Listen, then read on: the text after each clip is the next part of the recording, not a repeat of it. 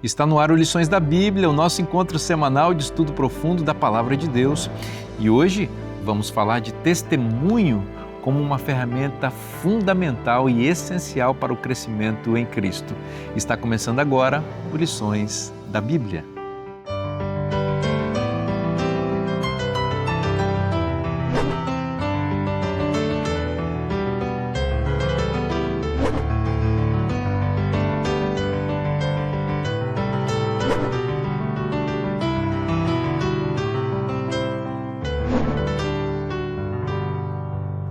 Nós já estamos juntos aqui para começar esse programa, para estudar a Bíblia com você, estamos ansiosos e eu tenho certeza que Deus tem muitas bênçãos para falar ao seu coração hoje. E você sabe que o programa Lições da Bíblia é pautado na Bíblia e na lição da Escola Sabatina e minha recomendação para você é já se antecipar para ter a sua lição do próximo trimestre, da próxima temporada, já está terminando esta. Então, o que você está esperando? Entre em lições.cpb.com.br para você também ter acesso ao material lindo que nós vamos estudar na próxima temporada. Bom, e esse programa aqui é feito na companhia de bons amigos que estão conosco aqui ao longo dessa temporada e eu apresento mais uma vez para vocês aqui Denise Lopes. Bem-vinda. Obrigada, pastor. Realmente, né, a gente vai começando a ficar assim com saudade. Porque são 13 momentos, né? Estamos já na 12ª lição e a gente vai já conhecendo a maneira como cada um gosta de se expressar e a intimidade vai vindo. É um time, né? É um time. É. Mas hoje eu quero deixar um abraço também. Dessa vez vai para todas as esposas de pastores, líderes do Ministério da Mulher, coordenadores distritais, com quem a gente trabalhou durante tanto tempo, né? Foram 25 anos de AFAM, mais 23 do Ministério da Mulher. Então, muitas pessoas a gente entrou em contato. Então, um abraço especial de gratidão, porque são pessoas que fizeram a diferença e a gente às vezes sonha muito, né? E essas pessoas são as mãos da gente, são as mãos de Deus que fazem tudo acontecer. Então... Com certeza, muitas pessoas estão acompanhando hoje o programa e aquelas que estão no YouTube, eu acho que algumas vão até botar no comentário ali de saudade, das histórias bonitas que vocês viveram juntos aí. Pastor Marlton, bem-vindo mais uma vez. Estamos aí, mais uma vez, feliz, grato a Deus por essa jornada. E quero mandar um abraço a todos os missionários da igreja. Nós vamos tratar hoje desse tema e existe um batalhão na igreja, na linha de frente, que talvez nesse momento estejam dando estudos bíblicos, levando alguém a Cristo, discipulando. E eles não apenas trazem gente para a fé, mas mobilizam outros, discipulam alguns de dentro para irem, né? Hoje vai ser um reforço essa visão e um desafio àquele que ainda não entendeu esse chamado de Deus. É verdade. Um abraço a todos esses queridos amigos que amam a Cristo e as pessoas, né? Pastor Joeliver, bem-vindo mais uma vez, meu amigo. Obrigado, amigo. Estou feliz porque a gente tem crescido juntos aqui. E eu quero também deixar o meu abraço, eu estava pensando aqui, o meu abraço para toda a nossa equipe ali na FAP. É um povo bem qualificado, bem dedicado, um grupo de diretores e coordenadores, de gerentes, e, enfim, professores, um grupo enorme de gente ali trabalhando, fazendo a obra de Deus acontecer naquele lugar. Exatamente. Que Deus continue nos abençoando. Amém. Amigo, aliás, professora, ora para a gente, por favor. Sim. Querido Deus, muito obrigada porque o Senhor nos trouxe até aqui e tem conduzido cada momento que já vivemos. Nós queremos pedir mais uma vez que o Senhor se manifeste pela pessoa do Espírito Santo, dando a nós o entendimento, o discernimento para a compreensão da Tua vontade e também o poder para vivê-la. Amém. Esteja com cada um de nós, com cada uma das pessoas que estão nos acompanhando, por Jesus. Amém. Amém. Pastor Marlton, não existe verdadeiro crescimento em Cristo sem que isso extravase para as pessoas, né? Quem realmente está experimentando a jornada cristã está consciente que encontrou um tesouro extraordinário e que é um tesouro que não pode ficar só para si, né? Quer falar para os outros. É a famosa frase que para cada privilégio corresponde uma responsabilidade, não? E quando a gente vê esse texto de Isaías 50, verso 4, eu enxergo esse princípio. Quando diz assim, o Senhor soberano me deu suas palavras de sabedoria para que eu possa consolar os cansados. Todas as manhãs ele me acorda e abre o meu entendimento para ouvi-lo. Quando nós vamos à primeira carta de Pedro, no capítulo 2, verso 9, que diz: quem somos nós, geração eleita, sacerdócio real, nação santa, povo escolhido, adquirido, a fim de proclamar as virtudes daquele que nos chamou das trevas Para a sua maravilhosa luz. Muitas vezes nós ficamos felizes com o título, com o reconhecimento, com o privilégio. Mas nós cristãos temos uma missão, né? Porque a graça, ela nos alcança, mas ela nos envia. A graça que nos alcança, ela nos envia. Nós somos chamados para uma missão maior. E aqui, a primeira reforma, eu gosto de uma frase de Elton Flublood, diz que a primeira reforma colocou a palavra de Deus nas mãos do povo. Agora precisamos de uma reforma que coloque o serviço nas mãos do povo, né? E Billy Graham dizia que a Bíblia não manda os pecadores procurarem a igreja, mas ordena aos filhos de Deus que vão procurar as pessoas, né? Hoje a gente tem tanta programação dentro da igreja, esperando que eles cruzem o abismo, mas o grande desafio nosso é, se eu recebi o evangelho, eu devo sair para anunciar esse evangelho. E esse Mateus 24, 14, ele menciona esse aspecto. Tem o passivo divino ali, o evangelho será pregado em todo mundo para testemunho, e algumas versões dizem através do testemunho de todas as nações. Então, a proclamação do evangelho é um privilégio / responsabilidade de todo aquele que um dia entendeu o chamado de Deus. Por isso, hoje, o tema é que Deus nos chama a testemunhar. Conta aquilo. O que é um testemunho? Testemunho tem 3 partes, essencialmente. Como era a minha vida antes de Cristo? Como é que eu conhecia Cristo? E como é a minha vida depois de Cristo, né? Então, eu gasto 10% do tempo contando como é que era a minha vida antes de Cristo. Que dia eu encontrei com Cristo? Quem é que me trouxe Cristo? De que forma eu estudei a palavra? Como é que eu entreguei meu coração a Ele? Então, boa parte é como é a minha vida depois. E isso é o que as pessoas mais precisam ouvir, porque às vezes nós queremos levar a bula para elas lerem sobre o remédio, e a pergunta delas era: olha, é muito grande essa bula, me conta, fez diferença para você? E eu não quero contar o que aconteceu comigo, né? E aí eu fico na bula, na teoria, e eles perguntam: você podia entrar em Hebreus 11? O que mudou a sua vida? O que mexeu? É isso que ele está pedindo. Conte aos outros o que aconteceu em sua vida. E quando eu conto, as pessoas dizem: eu preciso disso. E elas querem conhecer o meu Deus, porque ninguém leva desconhecidos para Cristo. A gente leva amigos para Cristo. E o testemunho que Deus nos chama é esse: fale. Conte o que está em seu coração. Muito legal. É interessante que a lição vem colocando aqui para a gente, especialmente na parte da introdução, que esse testemunho não acontece apenas por meio da palavra, mas por meio das nossas atitudes, por meio das nossas ações. E talvez seja por aí que a gente abre a porta, que a gente chega no coração dos outros, né? Porque nós vamos chamar a atenção. Se Cristo habita em mim, eu vou estar refletindo esse caráter de alguma maneira, e isso vai ser evidenciado pela maneira como eu trato as pessoas, como eu conduzo a minha vida, né? A maneira como eu lido com as situações e circunstâncias. Então, elas observam, né? Nós somos um espetáculo ao mundo e ao universo, e estamos aqui para dar esse testemunho. Então, Ellen White tem até um texto muito interessante que vem num comentário, né? Que diz assim: todos nós exercemos uma influência pessoal. Nossas palavras e ações deixam uma impressão indelével. É nossa responsabilidade viver, não para o eu, mas para o bem dos outros. Ser controlados não por sentimentos, mas por princípios. Devemos considerar que nossa influência é um poder para o bem ou para o mal. Ou somos luz para alegrar, ou uma tempestade para destruir. E às vezes, né, no dia a dia, às vezes em coisas simples da nossa vida, a gente faz uma cara feia, a gente responde de um jeito diferente, a gente mostra irritação, né? E como aquelas coisas que nós vimos na lição anteriormente, que eram barreiras para o meu relacionamento com Deus e tudo mais, estas mesmas coisas se transformam em barreiras para o outro encontrar Cristo Jesus, né? Então, o testemunho é uma coisa realmente ampla. Eu anotei aqui uma frase.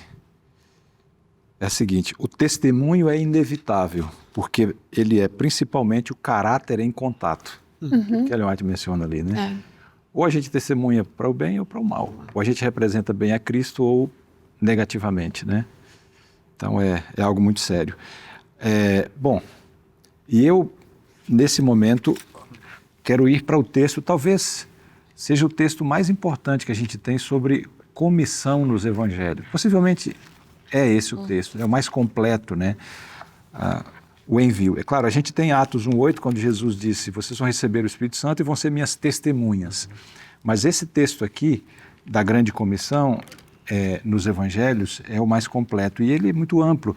Eu quero ler aqui algumas frases para a gente pensar. Primeiro, verso 17, diz assim, que Jesus havia chegado a Galiléia, numa região da Galiléia, um monte que a gente não sabe qual, pode até ser o Monte da Transfiguração. Aí Jesus encontra os discípulos após a ressurreição, e o verso 17 diz, e quando o viram, o adoraram, mas alguns duvidaram. Então a gente percebe aqui uma coisa, quando Jesus deu a comissão que segue aí, ele deu a comissão mesmo para alguns discípulos que estavam duvidando. Em outras palavras, Deus não espera que a gente se torne perfeito para começar a testemunhar, porque é pelo processo do testemunho que a gente acaba amadurecendo na fé, tirando as dúvidas, né? Interessante isso.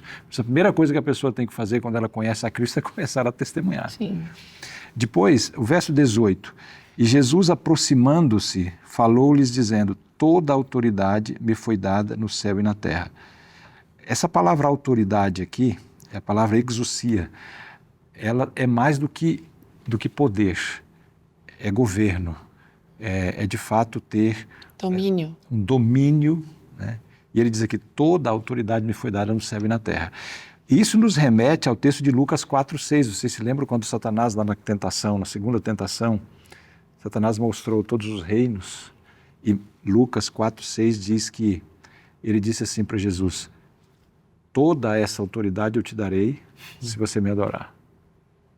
Se Jesus tivesse adorado, ele não teria ganho, ele teria perdido tudo, né? Mas porque ele foi fiel, agora ele conquista o domínio, porque venceu Satanás, e então aqui ele chega para os discípulos e diz, toda a autoridade me foi dada no céu e na terra. É com esta autoridade que ele nos envia, né, para testemunhar. Isso aqui é muito significativo. E aí agora ele diz, ide, portanto, fazei discípulos de todas as nações, batizando-os em nome do Pai, do Filho e do Espírito Santo e ensinando-os a guardar todas as coisas. Eu quero destacar aqui o seguinte, primeira coisa, aqui a gente tem 4 verbos. O primeiro deles, fazer discípulos, é o verbo principal, ele está no imperativo, ou seja, aqui é a ordem, esse é o verbo central. Se a gente tivesse que resumir a grande comissão, a gente diria, a grande comissão é fazer discípulos, significa fazer discípulos. Agora, os outros verbos que estão no particípio são auxiliares. E agora, como é que eu vou então fazer discípulo? Daí Jesus diz, indo, batizando e ensinando. Essas 3 atividades são necessárias para a gente fazer discípulos, né? E finalmente eu queria mencionar aqui 2 coisas mais. Primeiro, ele promete no final do verso 20, eis que estou convosco todos os dias. Então quando a gente sai para testemunhar, a gente sai na autoridade do Cristo e na certeza da companhia dele, né, da direção dele. E outra coisa que eu queria destacar aqui é a abrangência dessa grande comissão. A gente encontra aqui o todo, né, ou toda, várias vezes, é toda a autoridade, todo mundo, todas as nações, em nome da divindade completa, né, ou toda a divindade, Pai, Filho e Espírito Santo, e guardar todas as coisas. Então aqui a gente tem realmente a razão de ser da igreja. Nós existimos, nós estamos aqui para testemunhar, para fazer discípulos, para levar o evangelho avante. Então Jesus fala assim, e Jesus não falou assim, uma parte da autoridade me foi dada. Não é 10% da autoridade, ou 50%. Eu tenho autoridade total. Esse mundo foi reconquistado por mim completamente. Tudo é meu. Então, a autoridade toda é minha. E de, portanto, fazer discípulos de todas as nações. Não é só no Brasil. Não é só em Israel, não é só nos Estados Unidos, é em todas as nações. Então, você vê a universalidade da missão aqui. Não é? Depois... Em termos de território e em termos demográficos. Demográficos, exatamente. Todas as culturas, todas as etnias, todo mundo tem que ser alcançado. Ensinando a guardar todas as coisas. A missão, o conteúdo da missão, a mensagem, não é parcial. E aí isso vai enfrentar coisas que já falamos antes aqui. Algumas pessoas querem ficar só com uma parte da Bíblia, ou com aquilo que lhes convém, ou com a interpretação que elas acham. Jesus mandou ensinar tudo o que está aqui, todas as coisas que eu tenho vos ensinado. E é isso que estou convosco todos os dias. É uma outra questão para o missionário. Não fique triste, não. Deus está com você em todos os momentos, em todos os dias, no cumprimento dessa missão. E eu acho que é um todo subliminar aqui nesse texto, porque se o evangelho chegaria a todo mundo, não seriam com aqueles que estavam ouvindo Jesus. Claro. Teria que haver uma cadeia de discipulado que chega até nós. Então, o todo amplia para todos os que me ouvem pregar o evangelho. E veremos mais à frente isso também, mas existe essa outra dimensão. E eu queria chamar a atenção aqui um ponto que interessante, né? Quando Jesus fazia os milagres dele, a Bíblia mais ou menos tem 35 milagres de Jesus. Grande parte, Jesus não fala nada o que fazer depois do milagre, mas há alguns milagres ele diz, não conte para ninguém, não conte para ninguém. E tem pelo menos um milagre bem nítido que ele diz, vai, conta aos teus o que eu fiz. Por quê? Em algum momento ele diz conta e outro não conta. Interessante que todos os que aparecem não conta, não testemunha, eram milagres que tinham a ver com cura física. E Cristo estava dizendo assim, embora eu faça isso, não é essa a minha missão. Eu vim curar a alma, eu tenho uma missão muito maior do que esse urgente, é importante a minha missão. Então, se você contar, vai gerar discussão, perseguição, vai desviar o foco. Agora, o único caso que diz assim, vai e conta, foi endemoniado, que aí era uma questão cura espiritual, ele disse, vai e conta para os teus. O que a gente está vendo aqui, só que nos casos, o endemoniado contou, mas mesmo os outros que não deviam contar, o que acontecia depois? Contavam. Porque a boca fala do que está cheio o coração. Assim é a vida cristã hoje, né? A gente não apresenta quem não conhece. A gente não transborda se não está cheio. A gente não fala sobre se a gente não fala com. A gente não dá o que não tem. Por que há membros cristãos, convertidos, décadas, que nunca falam sobre Cristo? Porque o coração não está cheio. E eu acho que a dieta para as pessoas é se apegar à palavra, conhecer a Cristo, porque os discípulos uma vez disseram, Cristo disse, olha, a perseguição está grande, melhor vocês me abandonarem. E eles disseram, como? Para onde iremos nós? Vamos deixar de falar de Cristo. Uma pessoa que está cheia de Cristo, ela não consegue sufocar. Deveria ser natural isso.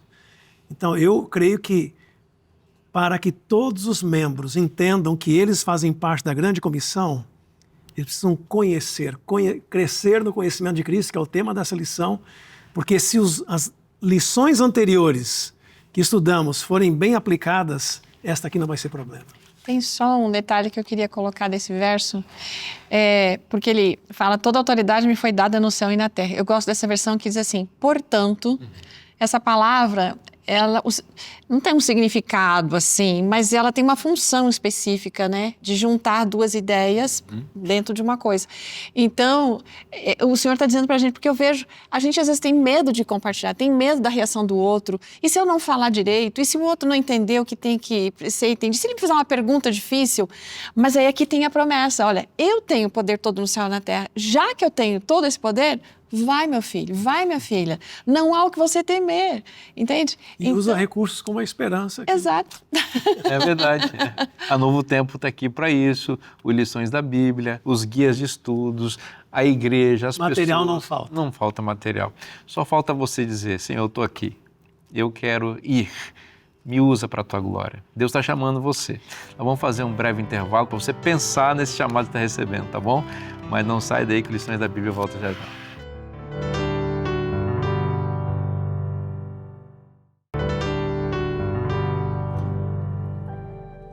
A fé não pode ser rasa, ela precisa ser fundamentada.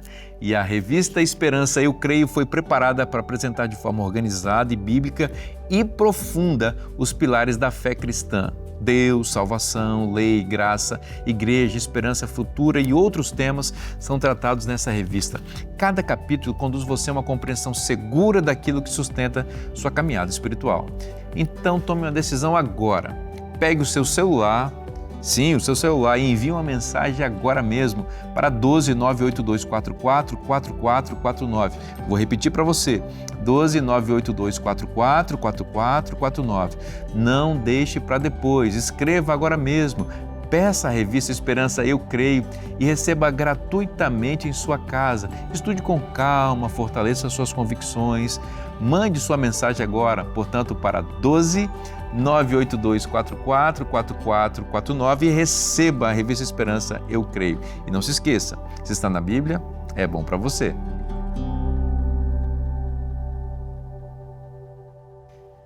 Já estamos de volta agora para o segundo bloco do programa Lições da Bíblia de hoje, em que estamos estudando sobre a missão e como ela é importante nesse processo do nosso crescimento em Cristo. Obrigado pela sua companhia, pela sua presença.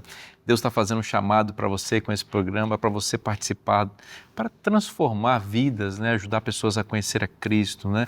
Não fiquem indiferentes às necessidades das pessoas. As pessoas estão sofrendo, estão morrendo sem Deus e elas precisam que alguém diga para elas: Jesus ama você, tem um plano de amor para salvar a sua vida, tem a palavra de Deus que é o mapa de Deus para descobrir o tesouro do céu.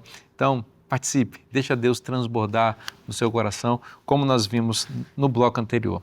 Pastor Jolivet, vamos lá, o Espírito Santo tem um papel muito importante nesse processo, porque a missão é de Deus. Veja, a missão não é nossa, nós somos instrumentos de Deus para salvar, porque no fundo, quem quer realmente salvar as pessoas é Deus. Ele nos alcançou, Ele continua querendo alcançar outras pessoas e Ele usa seus filhos já salvos para salvar outros, né?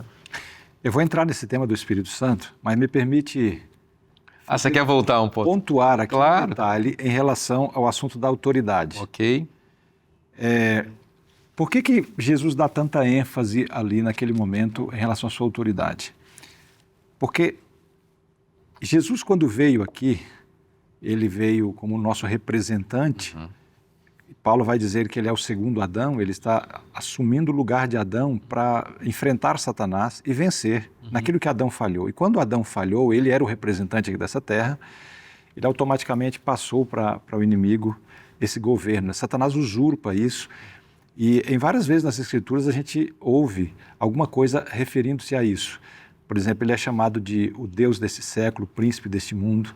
Lá em Jó, aquela questão que parece que ele comparece diante representante, né? Como representante dessa terra diante de um concílio, né, diante de Deus. E então, quando Cristo vem, quando Cristo vence Satanás, ele está tomando de volta o domínio, o governo, né? E aí Satanás tenta enganar Cristo lá na tentação, mostrando os reinos e diz: olha, toda essa autoridade eu te darei. Mas Cristo sabia que seria exatamente diferente se ele tivesse adorado Satanás. E porque ele não o fez, e porque ele foi vitorioso na cruz, ele conquistou de novo o poder aqui. Ele traz para si, né, o governo desse mundo. E não só aqui ele diz: toda autoridade me é dada no céu e na terra. Essa expressão exousia, né, essa autoridade, esse governo, né, esse comando, agora está nas mãos de Cristo, que é o nosso representante. E quando ele nos envia, através da grande comissão, ele diz: eu tenho toda a autoridade e eu vou estar com vocês. Em outras palavras, ele está dizendo que nós somos embaixadores do reino dele. Nós agora pertencemos ao seu reino e saímos em nome dele para testemunhar e para ser seus embaixadores. Agora, para que isso realmente seja efetivo, a gente precisa do poder do Espírito Santo, como você disse. Então a gente vai para o livro de Atos, capítulo 1, verso 8, quando Jesus estava... Esse verso está dentro desse contexto mesmo da grande comissão. Se você me permite, antes de você avançar para o Espírito Santo aí, ainda nesse assunto da autoridade, é como se um governante destronasse um tirano que estava oprimindo uma nação. Então imagine uma nação oprimida por um tirano terrível, um ditador horrível que maltrata as pessoas, coloca pesados impostos, coloca leis injustas, oprime as pessoas, encarcera muitas. Então aquela nação vive opressa, sem saber para onde ir, e aí de repente aparece um herói que é daquele próprio povo, surgiu dali, vai até a capital onde esse tirano está sentado no trono, tira esse tirano do poder, aprisiona esse tirano e ele estabelece um novo regime, um novo governo de paz e liberdade. Só que lá nos rincões daquele país algumas pessoas não sabem dessa notícia e elas continuam ainda achando que estão presas, que não tem solução para elas, que elas estão debaixo daquele regime. Então, o que esse novo rei, esse novo governante fala? Vai lá avisar para as pessoas que elas estão livres. Elas não precisam mais viver debaixo desse regime, elas já estão livres. Então, o papel das testemunhas de Cristo, que recebe a autoridade dele, é dizer isso para as pessoas. Tem muita gente que está debaixo da opressão de Satanás aí achando que não tem solução para a vida. Lembre-se, Jesus Cristo abriu a porta da cadeia, da prisão infernal na qual nós estávamos. A porta está aberta, sai daí. Esse é o nosso chamado, né? Sai daí porque tem esperança para você aqui fora. E Jesus dá ênfase nessa questão do testemunho, né? Ele disse aqui no verso 8, recebereis poder, Atos 1:8, ao descer sobre vós o Espírito Santo e sereis minhas testemunhas. Jerusalém, Judéia, Samaria, até confim da terra, até os confins da terra. Então aqui há dois elementos importantes. Primeiro, o Espírito Santo. Não existe testemunho verdadeiro de Deus se o Espírito Santo não tiver convertido o nosso coração. Então nós precisamos realmente ser cheios do Espírito Santo. Porque uma testemunha é alguém que fala de uma experiência vivida, né? Aí, por que Jesus não disse para a gente ser... Por que Jesus não enviou a gente com uma outra nomenclatura, mas enviou como testemunhas? Porque nada é mais efetivo ao falar de Jesus do que a nossa experiência de vida transformada. Quando as pessoas olham para nós e veem o efeito do Evangelho em nossa vida, isso traz um efeito muito importante na vida delas também. Elas vão acreditar, não há como duvidar disso, né? Então a gente é testemunha. E para ser testemunha, nós precisamos experimentar. A testemunha fala do que vive, do que experimenta. E por isso o Espírito Santo é fundamental. E aqui Jesus disse, vocês receberão o Espírito Santo para serem minhas testemunhas. E interessante que na profecia bíblica está dizendo que lá para o início da igreja, Deus derramou de forma abundante o Espírito Santo, que a gente chama de chuva temporã, né? E essa mesma profecia aponta que nos últimos dias da história desse mundo haverá de novo uma chuva especial do Espírito Santo, que é a chuva serôdia, a chuva que amadurece o grão, né? Para a gente terminar a pregação do Evangelho. Então o Espírito Santo é essencial. E veja no outro texto aqui, que é o de Atos 4, verso 13, o que aconteceu quando os discípulos receberam o Espírito Santo? Eles que até então tinham muitas dificuldades, né, de conversão e ciúmes entre eles ali e tal. E quando o Espírito Santo os preencheu, houve uma mudança total. E aqui no verso 13, Pedro estava lá discursando, né, junto com João no Sinédrio, e aqui diz, ao ver a intrepidez, a veemência, a força com que Pedro e João falavam, sabendo que eram homens iletrados e incultos, eles admiraram-se e reconheceram que haviam eles estado com Jesus. Então, a presença do Espírito Santo na vida deles trouxe uma conversão tal que agora eles eram cultos apesar de serem incultos. Eles eram corajosos apesar de serem temerosos. Então mudou o quadro e as pessoas reconheceram isso.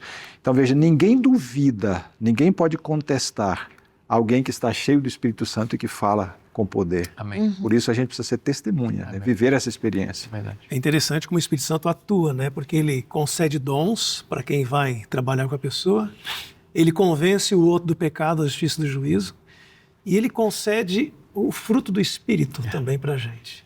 E boa parte desse fruto do Espírito, ele não tem a ver apenas comigo, mas na pregação do Evangelho. Por exemplo, a lição fala de atos de compaixão, né? Por isso que o ponto não é por poder, é pela vida, pela experiência, pelo testemunho. Eu me lembro que uma ocasião, e as pessoas têm necessidades básicas, eu estava numa igreja muito, muito simples, né? Um local aí. E aí eu achei que era interessante apresentar a igreja para esses membros, né? Quem é a igreja, onde ela está, as instituições, membros e áreas que a igreja atua. E normalmente as pessoas ficam impressionadas pelo tamanho da igreja adventista, mas não naquela localidade, uma postura passiva. No final eu perguntei ao pastor assim, pastor, por que a sua igreja não está reagindo? Um pastor dinâmico, né? Aí ele falou uma frase assim, você lembra da pirâmide de Maslow? Falamos semana passada, né? Eu disse, sim. Então, você está falando da volta de Cristo, do futuro, de coisas eternas, grandiosas e tal, e o povo está lá embaixo. perguntando assim, vai ter um lanchinho no final? Porque eu estou com a barriga vazia. Será que eles têm emprego para mim? Eu estou desempregado há tanto tempo. Será que ninguém está roubando a minha casa? Aí eu comecei a entender por que alguns lugares dão um lanchinho para as pessoas e tal, porque enquanto eu não atendo às necessidades básicas, a pessoa não vai entender o chamado de Deus, né? 2024, estamos vendo agora Minas Gerais com problema de enchente. 2024 foi Rio Grande do Sul. O apoio do Brasil foi tão grande, e até de fora, foi uma coisa impressionante, não apenas recursos, mas pessoas indo, enviando mantimentos, tudo, que limparam a casa de todos os membros e ainda tinha gente para trabalhar. E aí começaram a limpar a casa dos vizinhos. Os vizinhos perguntavam assim, quem é que está limpando a sua casa? Você conhece? Não, esse aqui veio de São Paulo, veio de Belém. Teve ônibus de Belém do Pará para Porto Alegre. Aí você, mas como assim? Não, são irmãos da minha igreja que vieram lá assim, puxa, mas eu sou de outra igreja, eles nem sabem que eu estou aqui. Eles não podiam limpar a minha casa? O que aconteceu? Limparam a casa dos vizinhos. E depois, esse semestre das enchentes do Rio Grande do Sul foi o recorde de estudos bíblicos, de batismos, em relação ao ano anterior sem enchente, em relação aos outros estados, porque as pessoas viram bondade, elas viram Cristo nos membros. Então, nem sempre é a doutrina que chega antes, às vezes é o testemunho que chega antes. Testemunho, né? É como diz a lição, sem imposição, mas com poder, e o poder do amor, né? E essa era a estratégia de Cristo Jesus. E eu vou querer ler mais um texto aqui da Ellen White, Por favor. que diz assim, o Senhor misturava-se com os homens como uma pessoa que lhes desejava o bem, manifestava simpatia por eles, ministrava-lhes as necessidades e granjeava-lhes a confiança. E então dizia, segue-me, né?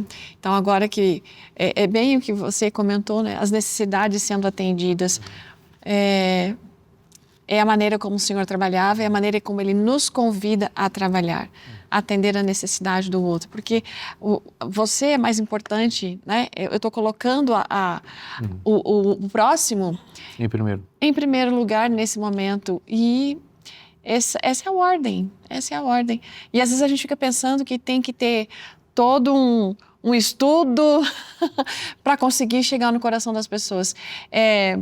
É o contato, é a amizade, né? A gente até pode comentar em algum outro momento sobre o evangelismo da amizade, porque para eu dar um testemunha é aquela pessoa que viu um fato, né? Então, se eu vindo para cá, teve um acidente ali, venho contar para você, mas uma outra pessoa que você não conheceu simplesmente chega e conta para você, você vai dar mais valor à minha palavra do que a dele, porque você me conhece, mas não conhece ele. Então, a palavra de um amigo faz a diferença. Então, eu acho que é algo tranquilo para a gente desenvolver nos nossos relacionamentos, começar o testemunho, tendo interesse pelo outro, desenvolvendo amizade pelo outro, e fazer como Jesus, né? Depois, então, vem e me segue, porque eu tenho uma coisa muito melhor para te oferecer do que essas necessidades que você tem. Algo que vai suprir tudo o que você tem vivenciado na sua vida. Nós precisamos aprender com Cristo a valorizar as pessoas e a se importar com elas. Porque a missão verdadeira é reproduzir o que Cristo fez na nossa esfera. Então, Cristo, ele olhou para baixo e foi em busca dos pobres, dos desesperados, dos desamparados, que éramos nós. Essa é a grande missão, é Deus vir para o buraco tirar a gente daqui. E se a gente quiser ser bem-sucedido também na missão como Cristo foi e é na dele, nós precisamos também olhar um pouco, entre aspas, para baixo. Olhar para as pessoas, para o pobre, para a viúva, para o órfão, para o necessitado, para as pessoas que geralmente nós não temos muito interesse natural de estar na presença delas. E aí você vai encontrar as pessoas carentes, as pessoas com fome. E aí, quando nós somos para ela não só conversa, né, porque as pessoas também estão meio cansadas de conversa, sabe? Fotografia. Quando nós somos para ela verdade, quando nós somos para ela o alimento que ela precisa, quando nós somos para ela educação, cultura, desenvolvimento profissional, quando nós somos para ela tudo isso para que ela conheça Cristo, que é o foco, que é o mais importante, vai começar a fazer de sentido e diferença na vida dessas pessoas. Eu conheço pessoas, vocês também se conhecem e também são pessoas assim, que marcam a vida de pessoas porque são realmente interessadas nas pessoas, tanto em ouvir as pessoas, aquelas que talvez não tenham uma necessidade financeira, mas têm uma necessidade emocional. Para um pouquinho, ouve a pessoa, ela tem coisas para dizer. Outras são carentes mesmo, então você vai dentro da casa da pessoa, vê lá e encontra a pessoa em cima da cama lá sofrendo, tira a pessoa de lá, leva ela no médico, cuida dela. Você vai ver que a missão vai acontecer, as portas vão se abrir, né? Quando a gente chega primeiro ao coração, aí a mente também se abre para ouvir a palavra, né? Eu me lembrei aqui da experiência de Ruth e Noemi. Eu mencionei aqui um pouquinho, mas queria agora dentro desse contexto aí enfatizar. 3 vezes aparece lá a palavra Hesed, que significa benevolência, bondade e tal. A gente não tem ali, ao ver o livro de Ruth, a gente não tem ali, parece uma ação intencional de Noemi para convencer Ruth ou para converter Ruth. Mas elas conviveram 10 anos. E o fato de Noemi ter sido benevolente com Ruth e mostrar na vida prática a experiência com Deus, testemunhar pelo caráter, quando chegou o momento da separação, Ruth simplesmente abandonou tudo. Abandonou a cultura, a família, abandonou seu próprio Deus para seguir Noemi, o seu Deus, dizendo, onde você morrer, eu vou morrer junto. Então isso faz diferença. Seu povo é meu povo, seu Deus é o meu Deus, né? É isso que a gente precisa, ser essa Noemi na vida de tantas Ruths aí, né? Desamparadas, viúvas, sozinhas, precisando de Deus. Se tiver amor genuíno, se tiver confiança de verdade, se as pessoas perceberem que nós não temos segundas intenções nem interesses nelas, apenas interesses em ajudá-las, em salvá-las, o coração vai se abrir e o Evangelho vai brilhar na mente delas também. Vamos fazer um breve intervalo, não sai daí, o Lições da Bíblia volta já já.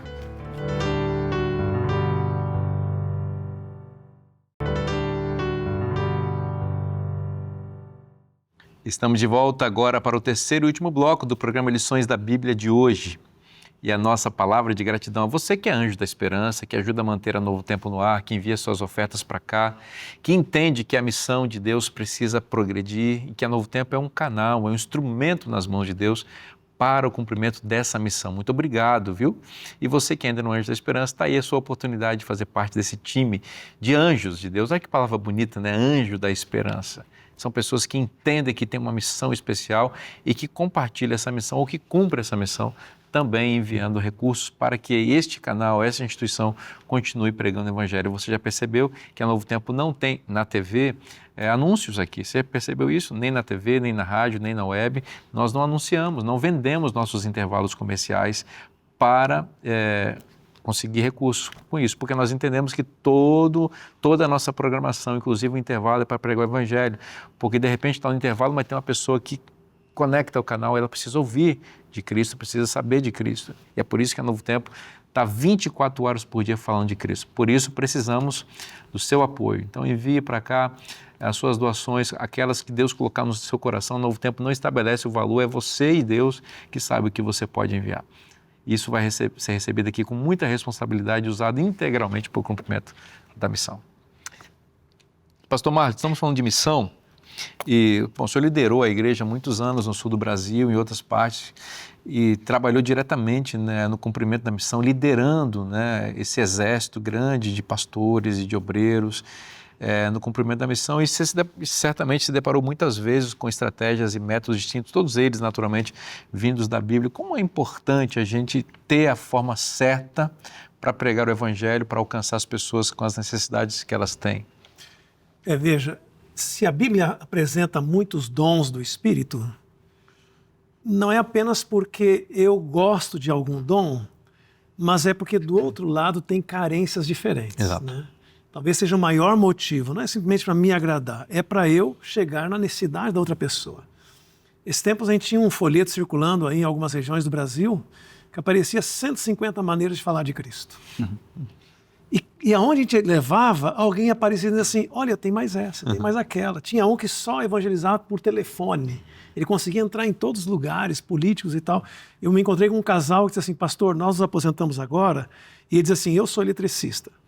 E eu decidi que agora eu vou trabalhar de graça, só cobrando material de quem aceitar estudar a Bíblia comigo. E a esposa, a enfermeira alto padrão, disse a mesma coisa. Pastor, eu vou cuidar de idosos de graça se estudar a Bíblia comigo. E faziam desse um ministério. Maravilha. E outro dia me encontrei com um irmão na porta da igreja com uma sacola e as pessoas colocando coisa dentro. Era um 13º sábado, onde colocavam esse guia de estudos e outros livros. Por que ele não está pegando isso? Meu papel, e era em Curitiba, é nas estações tubo de ônibus, colocar livros ali. Esse é o meu ministério. Então, existem dons diversos porque existem carências diversas. Ellen White chega a dizer assim que não nos esqueçamos de que diferentes métodos devem ser empregados para salvar diferentes pessoas. Há muita carência e quando eu chego para a necessidade daquela pessoa, é muito mais fácil me aceitar. Outra coisa, quando eu vou pregar para alguém de uma determinada denominação, a tendência nossa é partir do que nós temos diferente, né? Quando deveríamos partir daquilo que nós temos em comum. Olha, isso aqui você crê igual eu creio, isso aqui está na Bíblia, está na Bíblia. O que é que nos distingue? Isso lá no final. Mas a nossa natureza é querer mostrar que eu sou diferente, a minha relevância, e nós vamos afugentando. Agora, há alguns princípios que são universais e independem do dom. Por exemplo, eu já mencionei há pouco tempo atrás aqui, não se ganha desconhecidos para Cristo. Se você olhar nas estatísticas da Igreja Adventista, pelo menos, o número de pessoas que entram por desconhecidos ou conhecidos não é tão diferente. Mas daqueles que ficam na fé, é quase 90% de pessoas que vieram por amigos, parentes e vizinhos. Amigos, parentes e vizinhos. Por quê? Porque tem alguém para testemunhar o que é a vida cristã, tem alguém para ampará-lo, tem alguém para ele perceber o quanto aquilo ali é relevante, que faz diferença, e existe um discipulador constante ali. Quando eu vou evangelizar alguém de uma outra região que ele nem sabe da minha vida, é um pouco mais distinto. Por isso, o Novo Tempo usa membros das igrejas locais para que entrem em contato pessoal. Então, primeiro ponto, tem que ter amizade. Segundo ponto, eu tenho que ser relevante para esta pessoa. Eu tenho que dar um testemunho dizendo o que Cristo fez na minha vida. Eu tenho que prestar um serviço, eu tenho que mostrar utilidade para essa pessoa.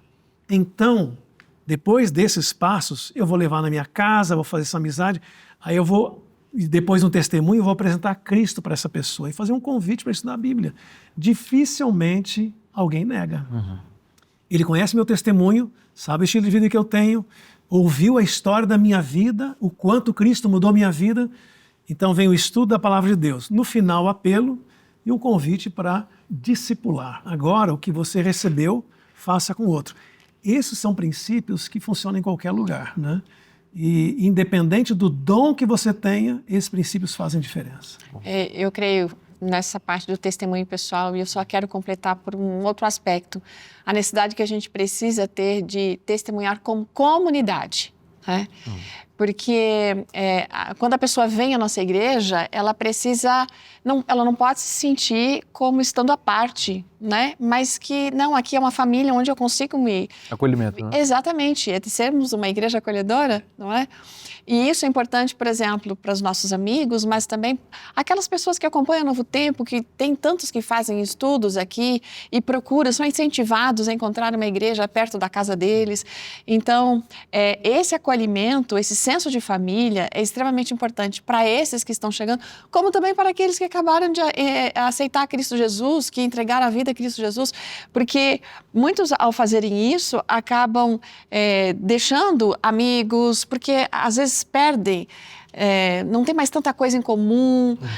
Nós precisamos ter esse senso de testemunho, de unidade, de família, para com os que estão chegando na fé, para aqueles que estão conhecendo a palavra, porque eu acho que a gente faz a família crescer, né? E a gente não cai tanto no problema que às vezes acontece em lugares das pessoas começarem a se afastar da igreja, né? A gente tem que lembrar que a igreja não é um clube social que a gente compra um título e fica ali usufruindo dela e enquanto a pessoa não tem esse título, a gente não abraça. A igreja, na realidade, é a reunião dos crentes que saem para o cumprimento da missão e que se reúnem 1 ou 2 ou 3 vezes por semana, que seja, para celebrar as bênçãos dessa missão lá fora e que trazem as pessoas também para essa celebração. A gente precisa enxergar a igreja dessa perspectiva, uma igreja sem muros, né? Em que as pessoas são acolhidas, são recebidas, são amadas, são integradas, são discipuladas, são ensinadas a guardar todas as coisas. Elas veem o evangelho não apenas de palavras, mas integralmente na vida, né? Em contato, em abraços, em carências atendidas, enfim. Essa é a igreja ideal, né? Essa é a igreja... Quando isso acontece, desculpa, pastor, Não? ela começa a testemunhar de Jesus antes mesmo de decidir pelo batismo, né? Exatamente. Um outro elemento, assim, que a lição nos traz aqui é um elemento complexo, que é o assunto do afastamento, né? Todos nós conhecemos algum parente, algum vizinho, algum membro da igreja, alguém que acabou por um tempo servindo a Deus e depois se afastou. Aqui nós temos uma história no livro de Oséias relacionada com Efraim. A gente sabe pela história que o povo de Israel chegou um momento em que o reino se dividiu em dois, o reino do sul e o reino do norte. O reino do sul teve alguns reis que foram infiéis e outros fiéis, e no norte todos os reis foram infiéis a Deus. E o reino do norte era liderado por Efraim, que era o segundo filho de José. A tribo mais forte, né? E era a tribo mais forte, então ele passou a liderar aquele grupo. Mas, infelizmente, foi se afastando de Deus. E aqui em Oséias a gente encontra, aliás, em Jeremias, no capítulo 31, a gente encontra Raquel, que era a avó de Efraim. Claro que aqui é uma ilustração, né? É uma figura, Raquel chorando por conta do seu filho que havia se afastado de Deus. E é um retrato do que acontece em muitas famílias, né? Quantos pais, quantas mães choram, lamentam por ver o afastamento de um filho, né, dos caminhos de Deus. Agora, olhem aqui em Oséias algumas expressões de apelo de Deus. Capítulo 4, verso 17. Olha o que diz aqui. Olha o que Deus diz, né? Como está o coração de Deus diante de uma situação como essa, de afastamento. 4,17 de Oséias diz assim: Efraim está entregue aos ídolos, é deixá-lo. Ou seja, Deus está aqui meio que assim dizendo, puxa vida, eu já fiz tanto, parece que não vai ter jeito. Depois o verso 18, tendo acabado de beber, eles se entregam à prostituição, os seus príncipes amam apaixonadamente a desonra, e assim o texto segue. Quer dizer, o padrão de vida, o estilo de vida não era de alguém que servia a Deus, havia se afastado totalmente de Deus. E aí a gente vai para o capítulo 7, olha algumas coisas que também aparecem aqui. No verso 1, eu vou ler só algumas frases aqui. Praticam a falsidade, há ladrões entre eles. Verso 3, malícia, mentira, adultério. Depois, verso 6, toda noite dorme o seu furor, mas... vou para o verso 7. Ninguém há entre eles que me invoque. Verso 10, não voltam para o Senhor seu Deus, nem o buscam em tudo isso. Agora veja, o verso 13, Deus diz assim, eu os redimiria, mas eles falam mentiras contra mim, não clamam para mim de coração. Ou seja, aqui há um retrato, e aí segue, né? Aliás, deixa eu ver o 16 ainda, diz aqui, olha, eles voltam, mas não para o seu Deus, para o Altíssimo. Parece assim, quando a gente lê esse texto aqui de Oséias, a gente vê assim Deus lamentando profundamente, né, com dor no coração por ver a dureza desses filhos a quem ele amava, né? Porque aqui Efraim está representando toda a nação do norte ali de Israel, que havia se afastado. E por conta desse afastamento, eles foram para o cativeiro, ou seja, todo o sofrimento, toda a dor que veio. E Deus sabia tudo isso. E isso podia ter sido evitado se eles simplesmente se voltassem para Deus. E isso me lembra Jesus chorando, olhando para Jerusalém, dizendo, eu queria tanto te acolher como uma galinha colhe os pintinhos, mas você não quer. Sua casa vai ficar deserta. As consequências do afastamento de Deus são terríveis, porque quando a gente se afasta das asas protetoras de Deus, a gente se torna totalmente vulnerável, né, ao inimigo. E Satanás vai trazer dor, sofrimento, tristeza. Enfim, a Bíblia está aqui de forma muito clara, mostrando o desejo de Deus de que a gente não se afaste dele. E quando alguém se afasta, ele apela para voltar, né? Exatamente. Há uma frase muito interessante, icônica, que ela diz assim que a igreja é o único exército que mata os seus soldados feridos, né? O exército normal, quando tem uma guerra e tem um soldado ferido, 2 soldados param a guerra e pegam esse soldado ferido e levam para o hospital de campanha. Mas a igreja, muitas vezes, mata o ferido, né? E por que isso acontece? Há lugares que a gente vê que para cada membro dentro da igreja tem um fora, e em alguns lugares até 2 fora. Há N fatores, há estatísticas, estudos sobre isso, mas às vezes os próprios membros participaram da saída desse membro, né? Aí, como trazer de volta? Eu faço uma pergunta para mim, né? Se eu, porventura, me afastasse, o que me traria de volta? Não seriam críticas, não seria dedo em riste, não seria cobrança, não seria colocar o dedo no meu pecado. Abraço. Amor. Foi isso que Cristo fez com o pecador, foi isso que o Pai fez com o filho pródigo, foi isso que o bom pastor fez com a ovelha, foi lá onde estava. E quando o perdido sente em nosso abraço o amor do Pai, ele está pronto para voltar. Que Deus maravilhoso, né? Que não nos abandonou, veio a esse mundo para nos salvar, nos salvou, nos redimiu e compartilhou conosco essa missão extraordinária. E existem filhos dele que estão perdidos aí fora. Gente que precisa do Evangelho, gente que precisa voltar para os braços de Deus, e é preciso que haja no nosso coração essa chama de amor, de misericórdia, de compaixão, para que essas pessoas possam conhecer Jesus. Essa missão está na Bíblia. Se está na Bíblia, é bom para você. Eu te espero na próxima semana. Que Deus te abençoe muito. Um forte abraço e até lá. E continue na programação da Novo Tempo, agora com o programa Mensagem por Elas.